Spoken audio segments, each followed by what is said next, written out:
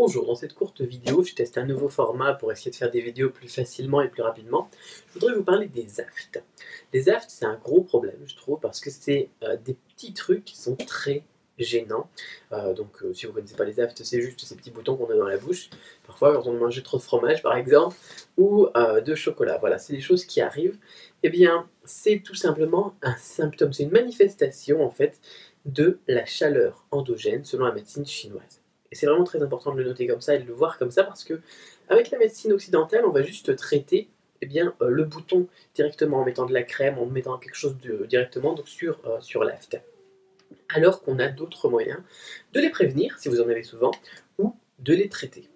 Comment est-ce qu'on baisse de la chaleur endogène? Eh bien tout simplement en faisant attention à ce que l'on mange. Voilà.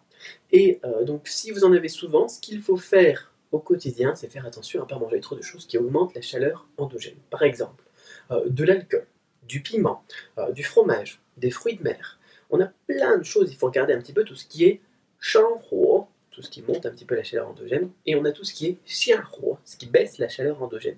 Ce qui baisse dans la chaleur endogène, eh bien on a par exemple la pastèque, les concombres, l'espèce de courgette amère ici, mais qu'on ne trouve pas facilement, là je suis en France, c'est pas facile à trouver. On a quoi? Le poivre du Sichuan aussi, ça baisse la chaleur endogène. La menthe, ça baisse la chaleur endogène, etc. etc.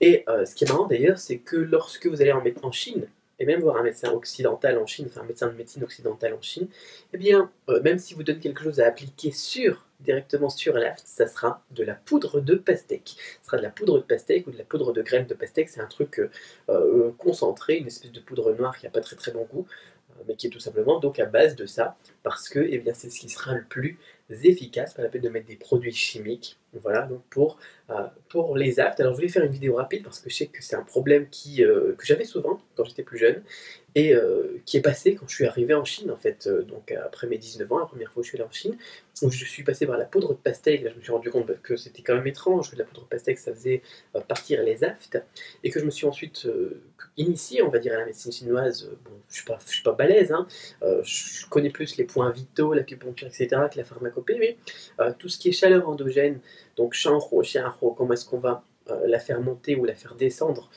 notamment on va essayer de la faire descendre en hiver et de la faire monter un petit peu, mais pas trop. On va essayer de la faire baisser en été, la faire monter un petit peu, mais pas trop. Donc en hiver, par exemple, un truc qui fait monter très fortement la chaleur endogène, c'est manger de l'agneau, par exemple.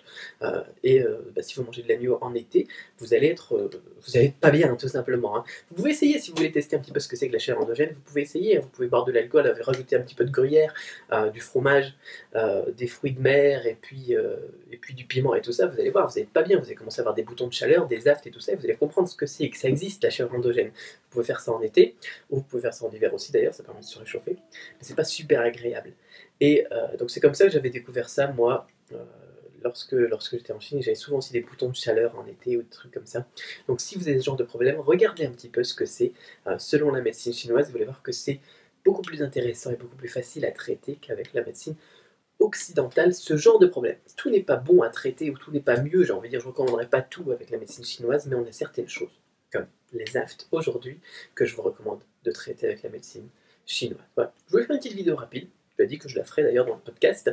On se retrouve très rapidement dans un nouveau podcast LCLC-CCV sur cette chaîne YouTube. Voilà, cette vidéo elle est juste réservée pour les abonnés de la chaîne YouTube. Il n'y aura pas de mail, j'en ferai pas la promotion, rien du tout. Donc abonnez-vous si vous tombez dessus par hasard parce qu'il y a des bonus justement qui sont réservés pour les abonnés à la chaîne YouTube. A très bientôt dans une autre vidéo.